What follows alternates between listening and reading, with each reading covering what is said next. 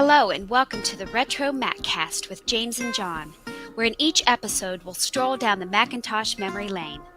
We'll discuss older Macintosh computers, collecting all things related to the Mac and Apple computer, and current topics from the perspective that only a couple of old Mac fans can provide.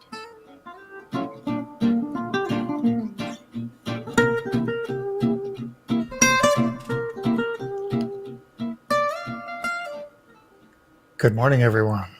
Hello. We're joined by Scott.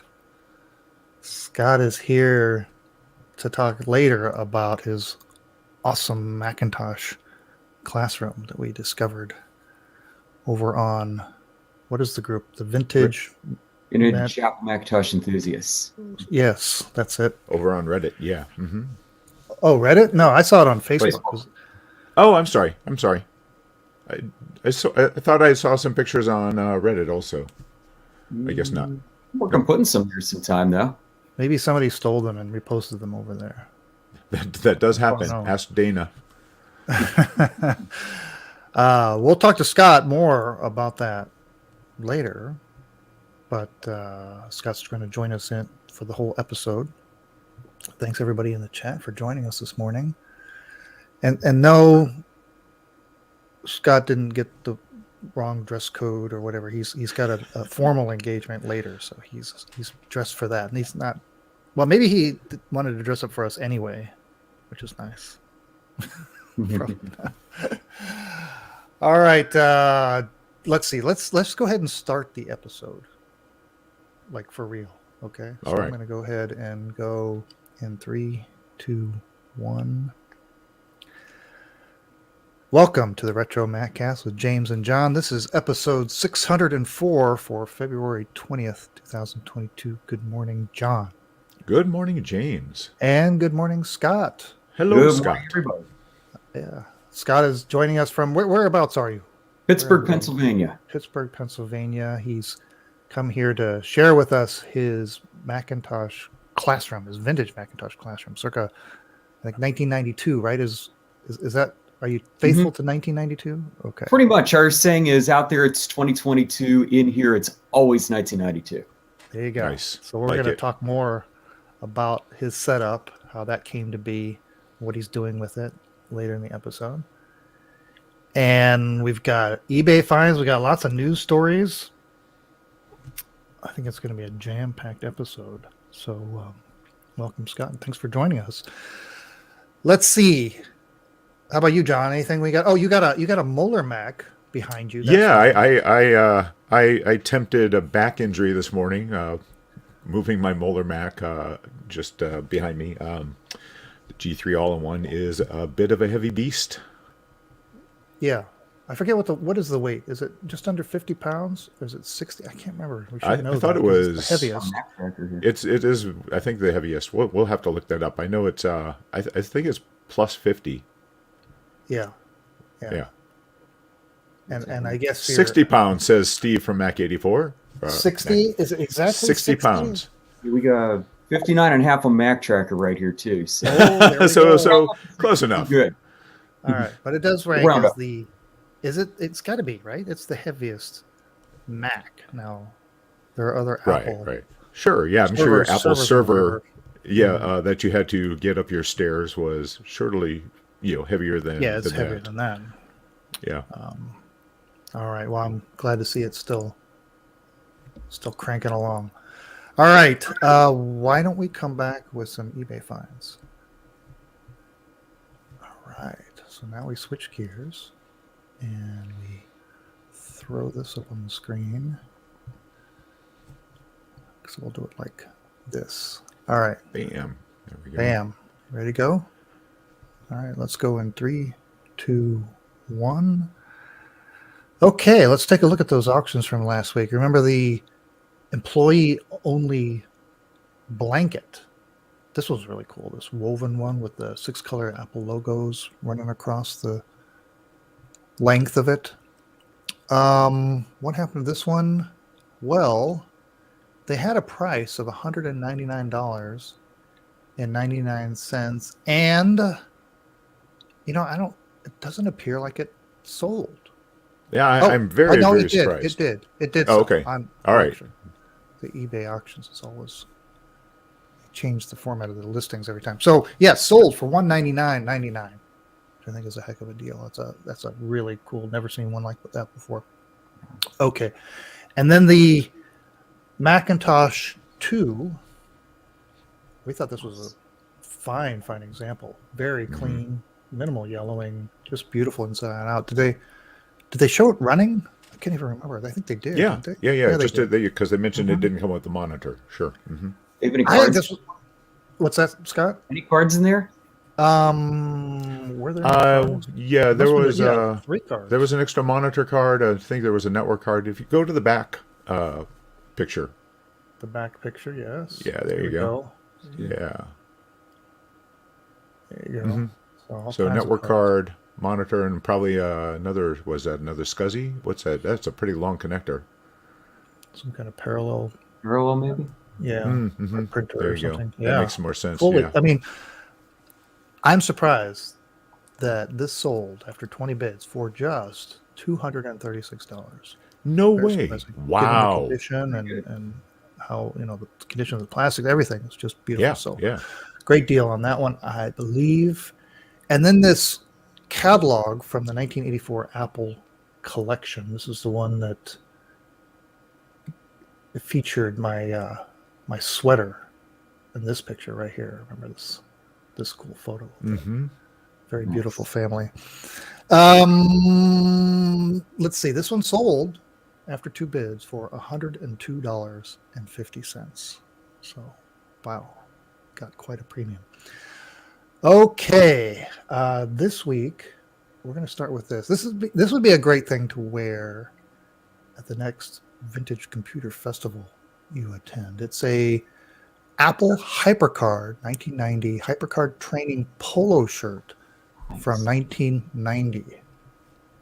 And so you've got this sort of very light blue color. It looks like it's in pretty awesome condition. What does the description say? It says size large. Says normal signs of light age and wear. The pictures look like it's pretty good shape. But there on the chest is that embroidered? I think so.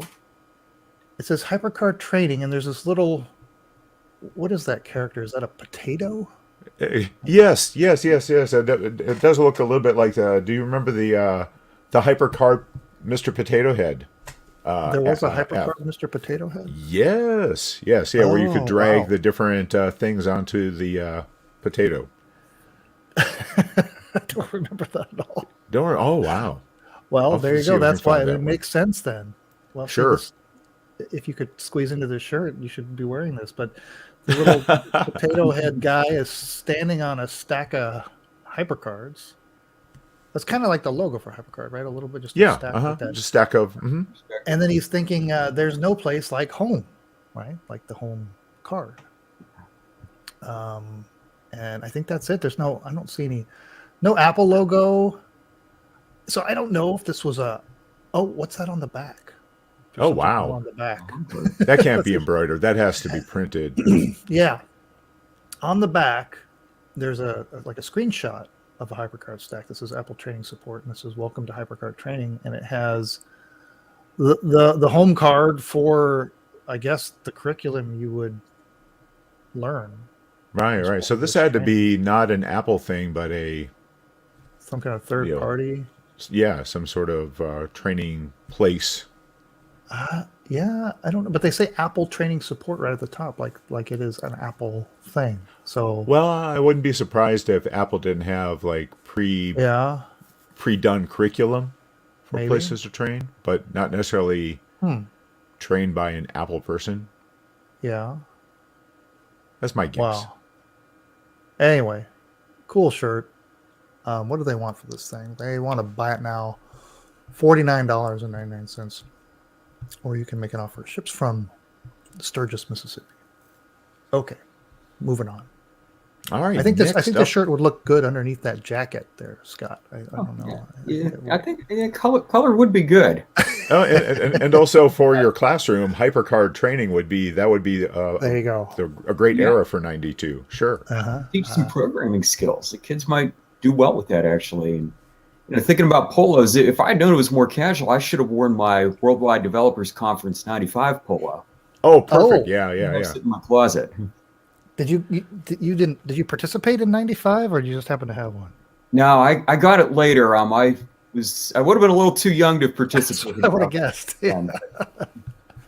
But I was definitely using the Macs back then, and still full on out. I mean, this guy was my daily driver back then. Nice. All right, John, what's next?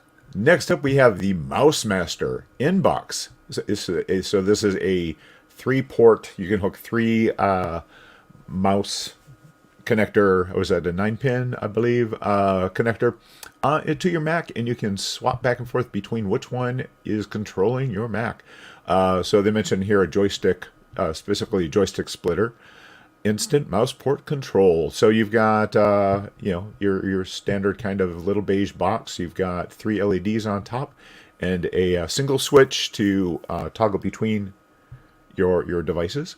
When I was looking at this, he's like, I've never seen an actual joystick for the original Macs, the 128, 512, and Mac Plus. I know there were some out there. I've got a mouse stick too, but that's an ADB. So I don't know if there was a way to make ADB devices work with an older Mac. I'd be curious to see if anyone had, and also what games would have supported a mouse, because a joystick back then, because I think pretty much everything was mouse controlled or keyboard controlled. I don't remember running into a game that specifically requested a joystick. But so the Mousemaster, they want about $140. I don't think that's too out of range for this, because it does come in the box. It's got the foam. It's got an instruction card. What's that? I'm sorry. You got excited to have the foam. That's kind of disintegrates or turns to mush sometimes. That's true. That's true. So the fact that this is from 86 or earlier and the foam is still there, kudos to it. It's held up. It actually doesn't look like this thing's probably been used too much. It's pretty cool. I think 140 is not a bad price, like I said. Now that is a buy it now. So, or there's even a make an offer. So if you happen to have several devices that you want to hook up to your 35-year-old Mac, here's your chance. But look at that little character there. That they got their is that the Mousemaster himself? Oh, right. In what looks like a smoking jacket with little better dressed than Scott. He's got bow tie. And, come on, Scott, up your game. I got to do better next time. Right, the Mousemaster has set the new standard for dress. Okay, let's see, and then we will conclude with this. The title says, "Wow, original Macintosh 1984 sales training, more training, huge binder with notes, 128K M0001." Okay, got it all in there. Yes. I was going to say, when they add "wow," yes, that's what you're going to say when you look at the price. It's like, I'm going to put "wow" on here. Let's add an extra 0 to the end. Please go ahead. They didn't put Steve Jobs in the title. Right. Rare. The description says, "This is an incredible find, something very rare that you can add to your already amazing Mac collection." Oh, well, thank you. There are 2 items in this lot, one large binder and a smaller sales booklet. And this goes on. There's a pretty long description. I'm not going to read it. Let's just go right to the pictures, because they fortunately included a lot of great little pictures here. So there's the sales training booklet and the binder, and then pictures of the cover. Looks in decent shape, and it's got the Picasso Mac logo on the top. And then here's the table of contents, where kind of walks you through if you're going to sell Macs, I guess, is the idea right here. So it's kind of looks like it's like typewritten. Like this thing didn't even look like it was produced on a Mac yet, with like Xerox pictures. Yeah, and, yeah. It's like somebody had taken the training and even taken some notes. I kind of, normally you'd want something that's pristine, but the fact that there are notes in here, I think actually makes it more desirable. Yeah. Yeah. Yeah. And I mean, this is some really early stuff, because you can see some of the language in there, like even on this figure here, where it's got a picture of it's got a sketch of an Apple II, an IBM PC, and Macintosh, and it says, Macintosh will become the third industry standard in personal computing after Apple II and IBM PC. And so it's broken up into different modules, and there's a few pictures here talking about how what Macintosh offers, and boy, this is just chock full of great history. And I love it. I personally want to know what was going on where you've got the one comment that they wrote in there that basically hire a security guard. Say what? Yeah, Where yeah. was that? It is on. It's on one of it's got the page of notes that have got things in black squares where they've kind of zoomed in on certain things. And look in the I don't know where lower. It's about the fifth picture down. I can't tell you looking at mine. No, one over. Going. One over. There you go. Oh. Lower right corner. Lower right corner. Okay, what does it say? Hire a security guard. That's a note in there. It's like, wow. Oh, that's probably that may have been just some independent thing from the class that they were just occurred to them. I don't know if that had anything to do with. But yeah, this is really cool. Is it $3,000 cool? I don't think so. That's the buy it now they want. No, Steve, that's not woo. It's Scott. That's not woo. That's wow. Wow. Wow. Oh, Wow. That's what the wow is. That's what you say when you see what they want for it. Exactly. There is a make an offer, so perhaps I'll come down on that a bit. Steve mentions that he talked to the eBay seller, and it sounds like they're probably not going to come down much. Oh, that's too bad. It would be great. Maybe we should crowdsource the purchase of this so this needs to be scanned, right? It needs to be electronically preserved and shared, because there's some good stuff in here. But okay, so it doesn't end. There's no time on this. It's not an auction, and it comes from Green Bay, Wisconsin. We have a new commenter. I don't think I've seen SadMac 356 in our chat before. Good morning, welcome, SadMac. All right, let's look at this. All right, I'm gonna switch over, and we're gonna start recording in 3, 2, 1. Okay, well, the reason we invited Scott to join us today is to talk about the Macintosh classroom. Is that what you call it? Do you have a name? What do you call this? Basically, I just call it the Mac Lab. The Mac Lab. Use it a lot in educational settings, though. So I like that with the classroom there. That works for me. Okay. All right. Well, I found the photos over on Facebook, and wanted to get you on to talk about this, because not every day that somebody has the energy to put this together and then use it in some manner or fashion, which we'll find out about. So welcome, Scott. So I want to start with sort of your kind of an overview of your Macintosh history. You mentioned in '95 you were too young to be at WWDC, but you were using Mac. So when did you get your start? What were you using? So my first experience with any Apple product would have been in April of '89, which is when my parents bought an Apple IIe. They bought it used, actually, off a family friend. 2 years later, my dad had a Mac Classic that he brought home from work, and that pretty much got us hooked on the Mac. And then November of '91, he got an LC. So he brought that home from work while my mom was having a Tupperware party, of all things. And you can tell that how old this is here. So it was a good way to get me out of the way and get my energy out of the way, I guess. So I was plugged into KidPix for quite some time that day. And that's what convinced us March of 92 to buy this guy back here, which I still have. I'll be celebrating 30 years with it next year or next month. And just for our listeners, what model do you have behind you there? This is an LC1. We got it right when they were switching over to the LC2s. So the dealer felt kind of sympathetic because it had just come out. We had basically gotten 2VX'd before 2VXing was a thing. So they gave us a copy of Claris Resolve free of charge. Oh, nice. So got a nice little spreadsheet program with it, but it still runs. It's got new capacitors and still functional after all these years. This one's not part of the lab, though. This one stays home with me. Nice. And I see it's got a 5 1/4 inch floppy. Mm-hmm. So you have a 2E card in there. Nice. Yeah. Awesome.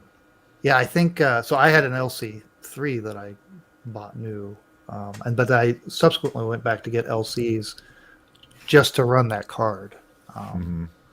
So somewhere there's one around here. So that's not as part of the lab. So right, you have this lab. So how did this lab come to be? When did you get started? And so I want to say the unofficial start was really when I was growing up, and these computers were new, and I saw firsthand the benefits of what these programs could do, from the standpoint of not just education, but also creativity, self-development, building self-discipline, and more importantly, too, building confidence, which I saw within myself. I saw it within my friends, my peers. I saw it over the course of the computer camps that I went to as a kid. And seeing those things happen in real time didn't really mean a whole lot back then. But when you look back in hindsight, you see it. Then in the late 90s, you see everybody who's developing software kind of sell out, both literally and figuratively.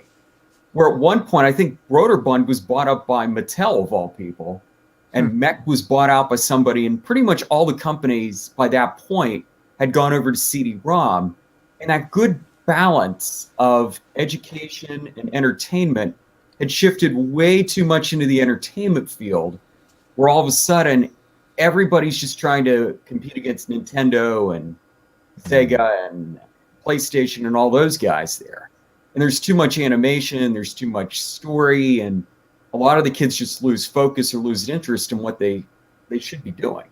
Then you have the internet, of course, where you don't know who's tracking these kids these days. And some of these sites, the games are really just not that high of quality sometimes. Kids nowadays, it's kind of sad. They go to the computer lab and they dread it because they're going to have to use something like Study Island, which nobody likes. It's the most boring program I've ever seen in the education field.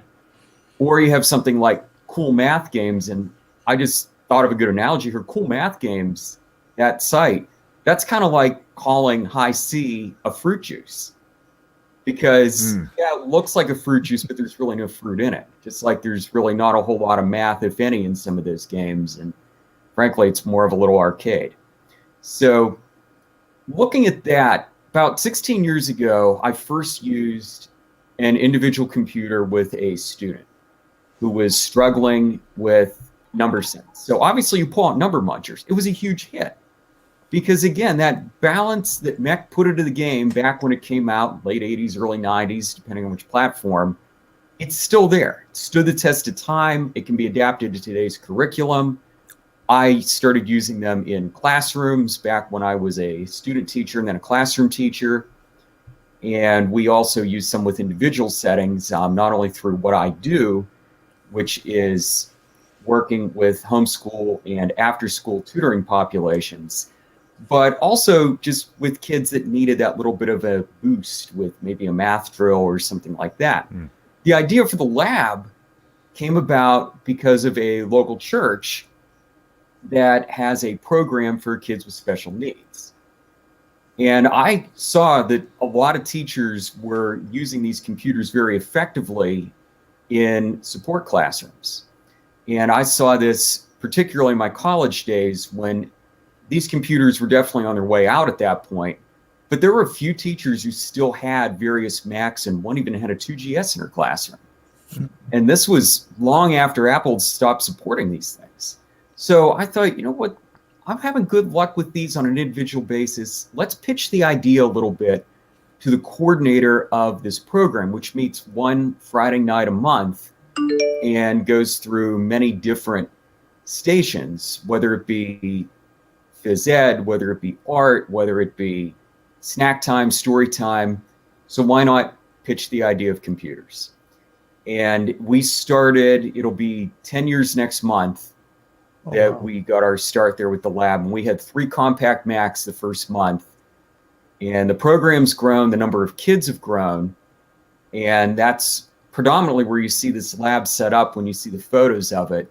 And I'm hoping that in the next 5 years or so, I can start running this at many other programs, not just for special needs, but for really any need, whether it be kids need a safe place to go, kids need enrichment, kids need a fun activity that teaches them a little computing history in the process. Or maybe even nostalgic adults. I know a lot of people are asking me, hey, is this thing open? Can I come in and play some Wagon Train 1848, which is our network Oregon Trail? Or can I come in and draw one more picture on KidPix and print it out on an image writer with a color ribbon, which, yes, we have those there. Yeah, I saw that you've got 2 image writers. So are these all networked together then? Yes, Apple Talk, classic local talk boxes. Fantastic. The actual Apple ones. Actually have a 3rd image writer I'm hoping to get in the mix pretty soon so we can cut down on the wait times a little. So this isn't, so you mentioned that this is not a permanent setup for this. You can like move it around as necessary, right?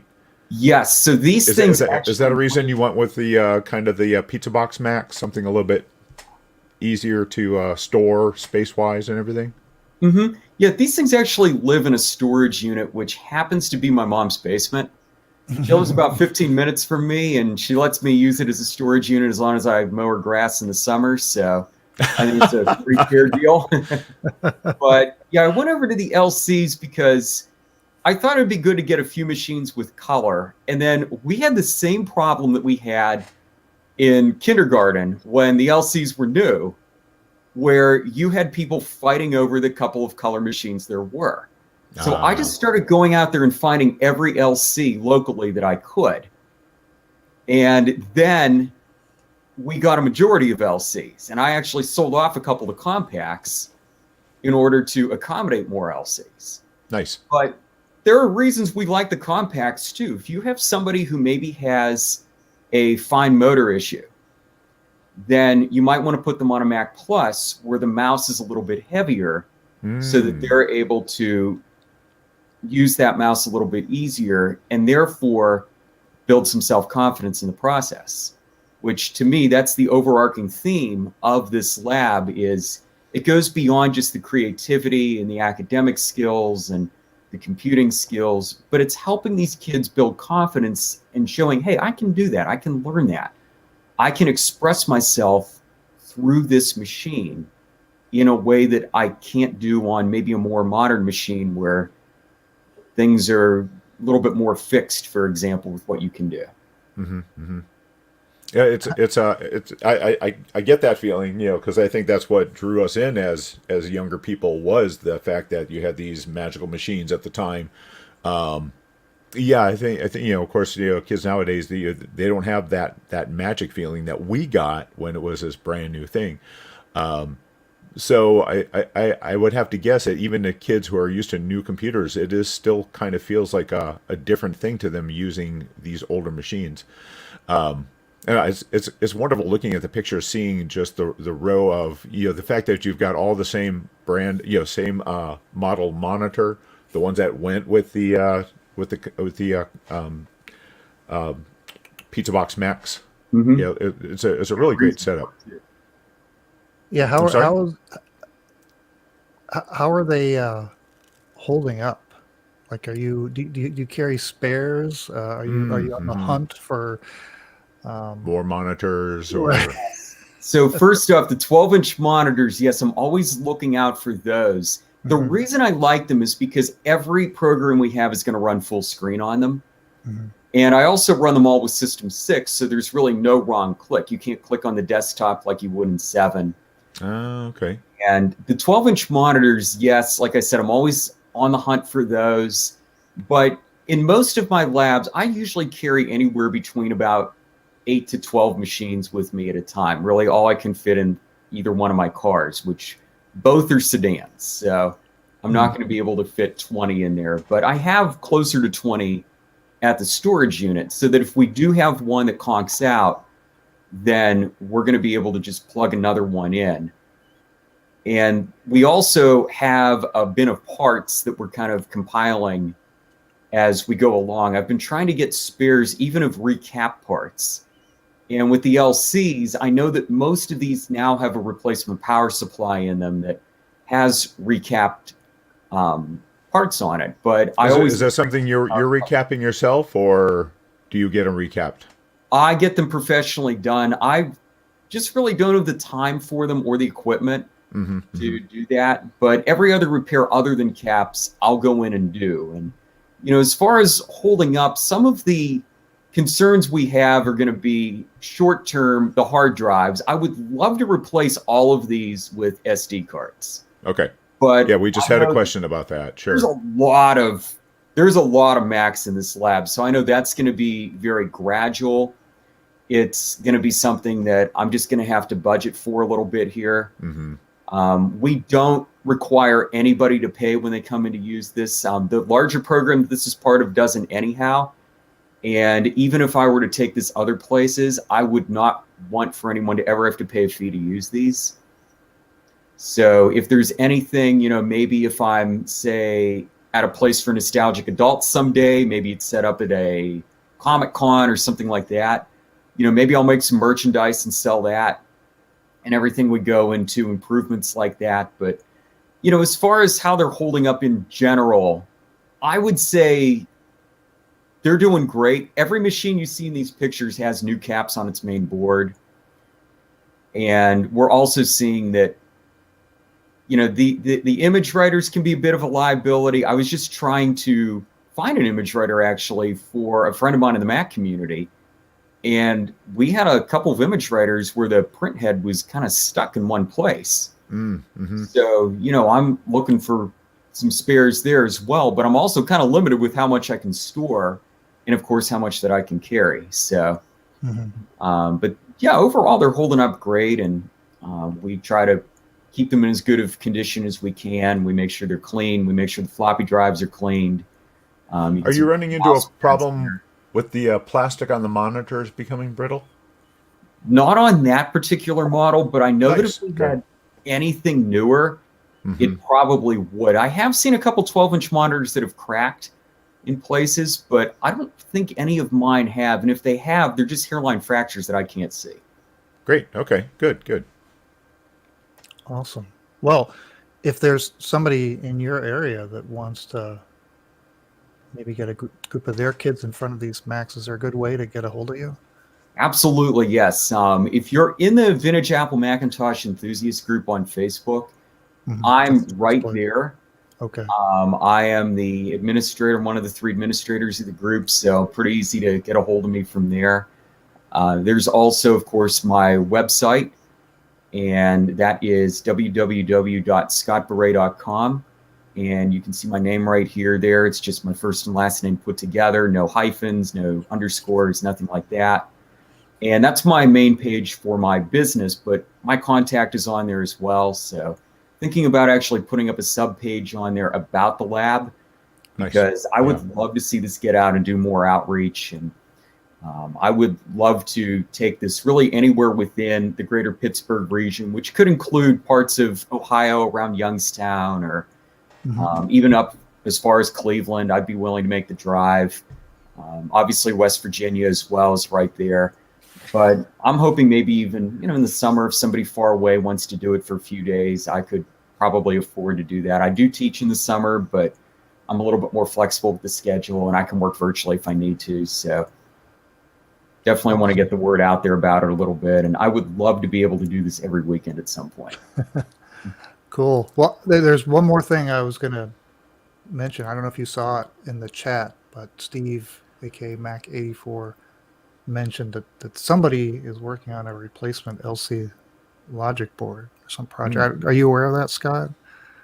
This is news to me, and Okay. It's great news, especially if the egret chips included on it. I know that that's a part that has failed on a couple of my LC boards, and that's the one, of course, that controls the ADB.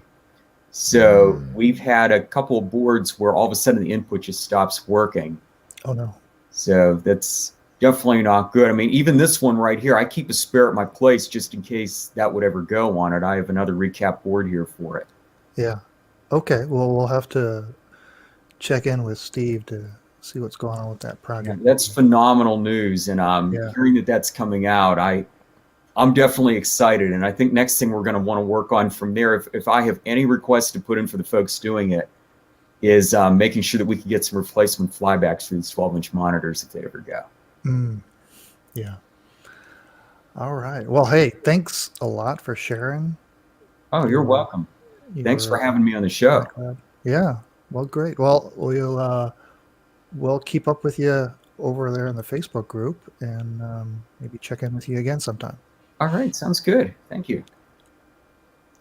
So, right. Scott, we Yes. recorded this segment. have you ever Yep. played Spectre? Do you ever do any network games that will run on these?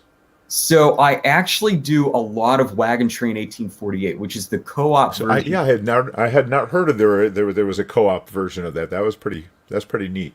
Yeah, and it actually teaches a lot of lessons that regular Oregon Trail. And regular Oregon Trail is so versatile with what it does, because you learn history and geography, obviously, but you also learn some economics through it. You have Matt's General Store, you have the trading, you have the fact that prices increase the further out you get. You have some of the bartering that you do. I know you can work with the Native Americans and you can trade them clothing to help cross the river. But in this one, you can trade with each other. So you can actually work out deals, and they might be a little lopsided, so a little more realistic sometimes. But another great thing about it, though, is you have now the cooperative learning, and kids actually can learn about what makes a true democracy versus a republic, because you can either have it where everybody votes on something, or at the beginning of the game, you elect a captain. And you're stuck with that captain the entire time. You can't fire him, but they often will do that. And I've seen that when the kids find a captain and then maybe he decides to put it at a grueling pace, or he goes hunting every 3 days in the same area, which that's another great lesson you learn. You learn about conservation that way, since obviously so you can actually deplete in areas. That's really cool. Yeah. Neat. But that's it's one of our most popular programs. I'm right up there with Kid Picks, which is probably my all-time favorite of the programs, the exploratory learning. We had a lot of number munchers going on last week. We've got Math Blaster, we've got Print Shop, we've got Word Munchers as well. We've got Where in the USA's Carmen. We've got KidWorks and ClarisWorks for the kids that want to type something. And we've got Outnumbered and Midnight Rescue, which are always huge hits as well, since they're a little bit more arcade games, but you still learn something from it. Very cool. Awesome.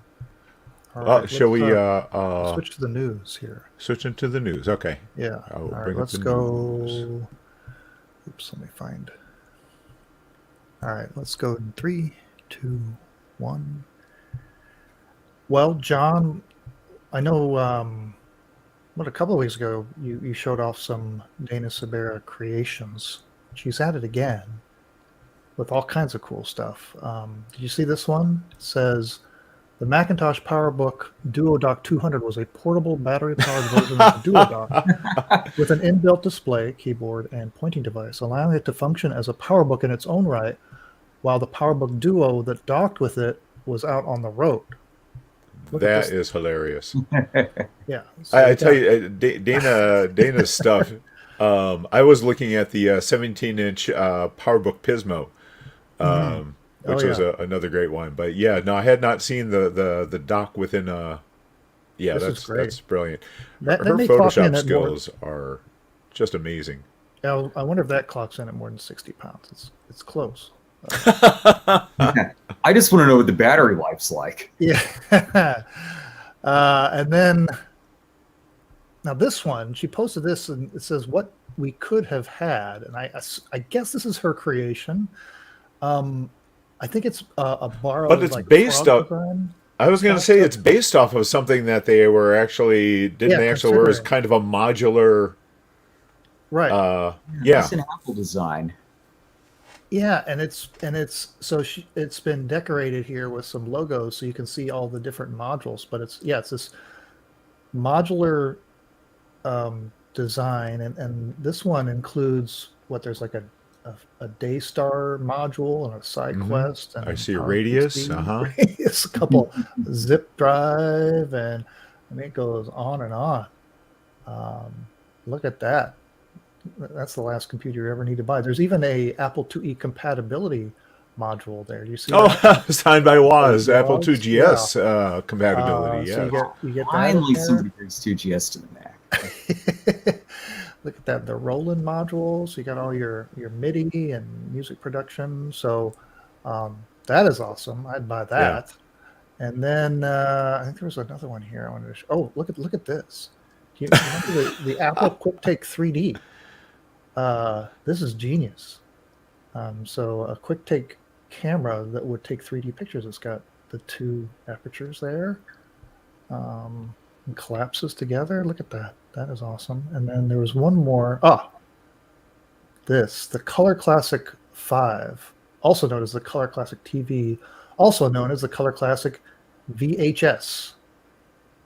And That's funny. there you go. Yeah.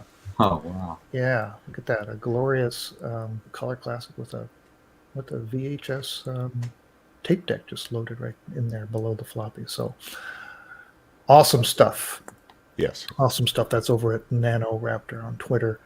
And then look at this. Over at RR Auction, this is a former Apple employee that got a 20th anniversary Macintosh and never opened it. After all Wow. these years. Rare. Sealed in the box. 20th anniversary Mac. Let's see. What else does it say about it? Of course, it cost $7,500 new. But, here it is. I was an Apple employee and picked this up directly from Apple in 1997 when they were selling direct to employees.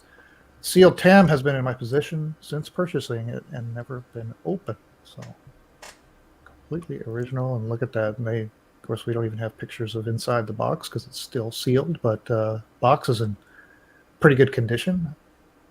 Scott, if you had that in your classroom, that would be the one that everyone would be fighting over. Oh, yeah. It would be worse than when in grade school we got a Mac LC 520. Yeah, Everybody almost fought the over one- that one because it was the only one with the big monitor, the only one with a The big monitor. CD-ROM. All right. But the question is, would I want to have that one in the lab where I'm going to have to hit it with Clorox wipes after everybody uses it? Well, Yeah, this you don't one, want to use Clorox wipes on that leather trackpad. Yeah, I have to yeah. use the leather protector I use on my car. So There you go. Well, very nice. That's can't Sad believe right Mac. now the bid's at $605. Sad Mac 356 pointed out that yes, the next bid is 666, which of course Was going to be the coincides original with selling price of the Apple One. original Apple. Yeah. yeah. what site is that on? This is on rrauction.com. All right. And Dave is correct. This will go for crazy money. It's got 3 bids at 605, but I know that even opened good condition TAMs go for around 1,000 plus, right? Oh yeah. Yeah. This is going to go for, I would think close to double that, right? Yes. Yeah. Absolutely. So this ends on the 17th. It looks like 17th of next tomorrow. month. Yeah. No. What? No, that was March Okay. Ends on 3/17. 3/17. Yeah. Okay. So that St. Patrick's Day. All right. So still some time to go on that one. And then actually there's quite a few Apple related items. If you just search at RR Auction and search on Apple, there's there's probably a couple pages worth of stuff. But I did find this other one that caught my attention. It's a Steve Jobs and Steve Wozniak signed 1976 Apple computer check. Incredibly rare and historic. Signed by Jobs and Woz, a payment to Kirov Electronics for Apple One parts. Oh wow. Look at this. That this thing survived. Wow. That they wrote a check for $3,430, and there's In the 76, signatures. that's a chunk of change. In 76. Yeah. Yeah, it is, isn't it? And of course, it's signed Stephen Jobs, no P, not Steve Jobs, but Stephen. And presumably, you can't cash that check still.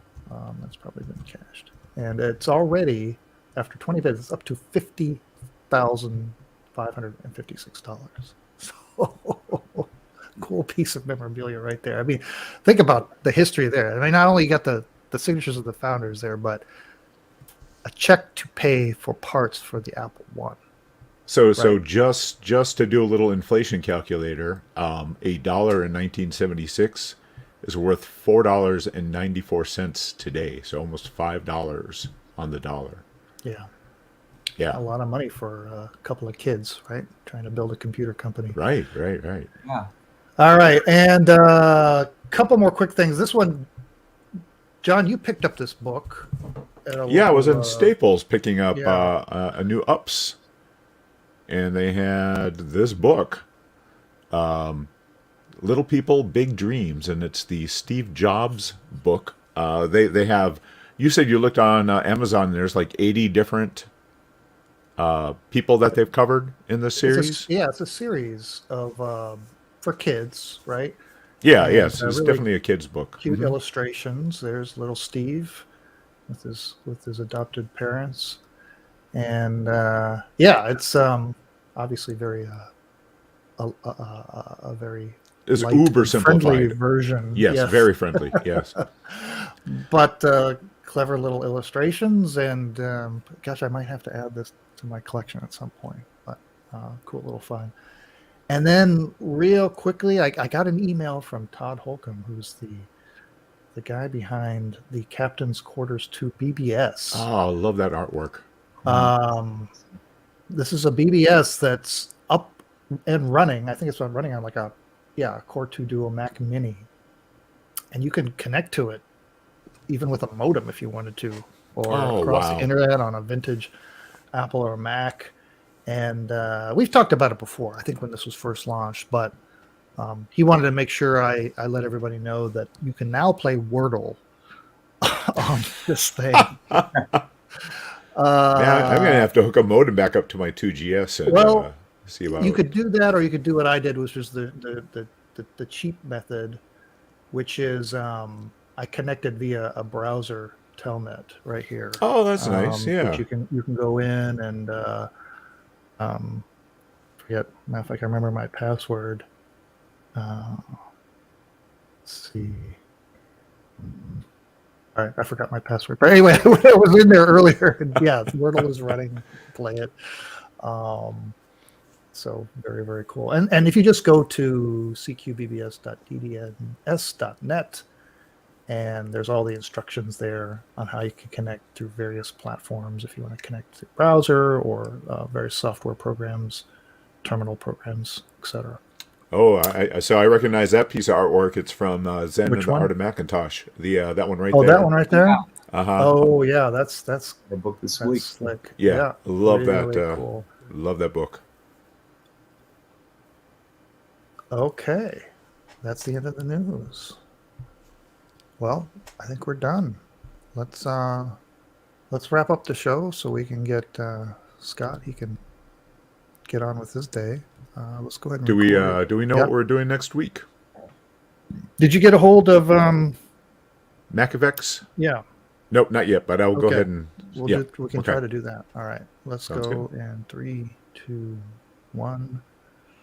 All right, well, we're at the end of another episode of the RetroMacCast. Next week, maybe we'll talk about the recently launched MacFX Kickstarter for the new Apple IIc keyboard. That is now live. You can go in there and order it, right? I think it is. I'm pretty sure it is. But we still got some weeks to go before that Kickstarter ends. Thank you, Scott, for sharing your morning with us. Thanks for having me.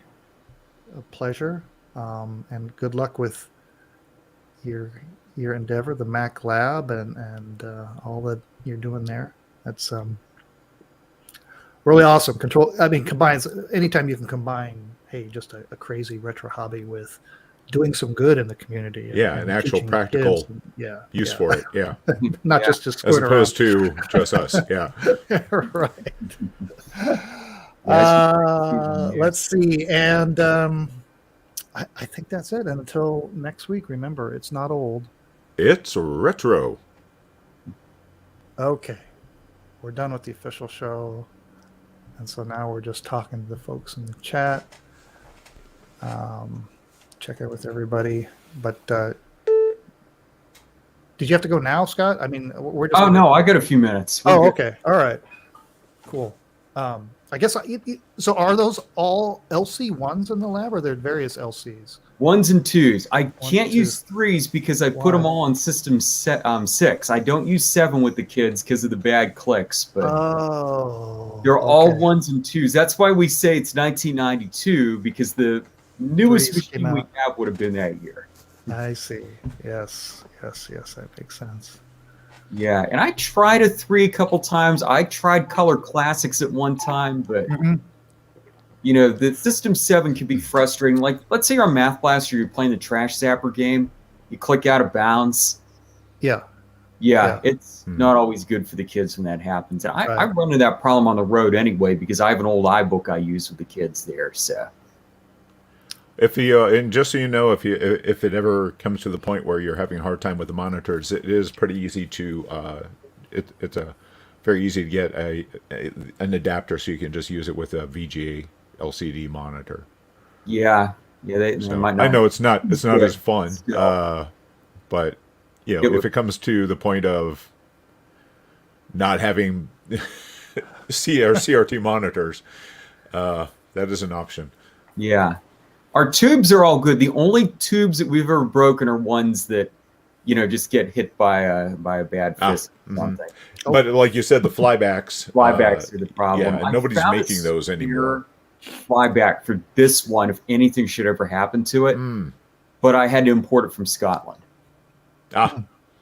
Somehow some guy over there in a repair shop had them, and I would have bought more, but they were like $70 a piece. So I'm like, we'll get one for now, and we'll just keep doing transplants if need be.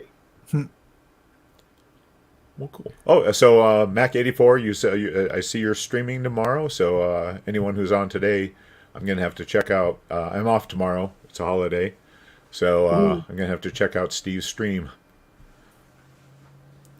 Awesome. All right. Yeah, I got logged into my my account here. See if I can. There we go. See, look at this. This looks cool. Go into games. Great. Yeah. And you play. There's Wordle. Oh, There you go. So now you get to see. Awesome. Fantastic. Great. I mean, just the genius, just tying this all in, getting it super old technology, grabbing today's puzzle, and oh my gosh! So I was going to ask, is it actually today's puzzle, or is it just like a local version of the game? I guess I'm assuming that it's today's puzzle. I don't know what's feeding. I guess I could play through and see if I can. And then go to the actual website. Yeah, and confirm that it's the same word for the day. But yeah, awesome. All right. Well, oh look, hey, there's Todd right there. He can confirm. Is this tied into the word of the day, or is it operating off some kind of archive? Let's see what he has to say. We'll get that, and that'll be the final final word. Let's see if Todd Did he give us an answer? Is there a big delay? Todd, are you there? Are you there, Todd? Is it the word of the day? I would just keep going, but I'd be embarrassed here because I would. Nope, grabs it from a database. So yeah, okay. Yep. All right. From All right. a database, Mystery solved. not the database. Right. All right. Well, still very impressive. It's awesome. Yeah. Oh yes. Yeah, it's crazy, that the Wordle phenomenon, which I'm kind of late to the party, but Sure. the idea that it's just such a simple thing that it could have very easily been like an Apple II game or something, right? Oh, You know? I'm sure there were versions of that Something. word base. I mean, it's just Mastermind, but with Yeah. words instead Yeah. of Right. yeah. Hey, mastermind. Yeah, there's some other cool variations of them, like math-based ones, which are awesome too. All right, well, let's go ahead and close it out, and I'm going to close it out with just a clip that you folks might have remembered. I'll just play this, and we'll say goodbye. So, bye, Bye, Scott. everyone. All right. Take care, everyone. The real genius of Macintosh, the world's newest personal computer, isn't its 32-bit microprocessor or its Lisa technology, or that it captures the power of a mainframe on a board 10 by 10 inches, or even that it costs half as much as computers half as powerful. The real genius of Macintosh is that you don't have to be a genius to use it. Macintosh, the computer for the rest of us.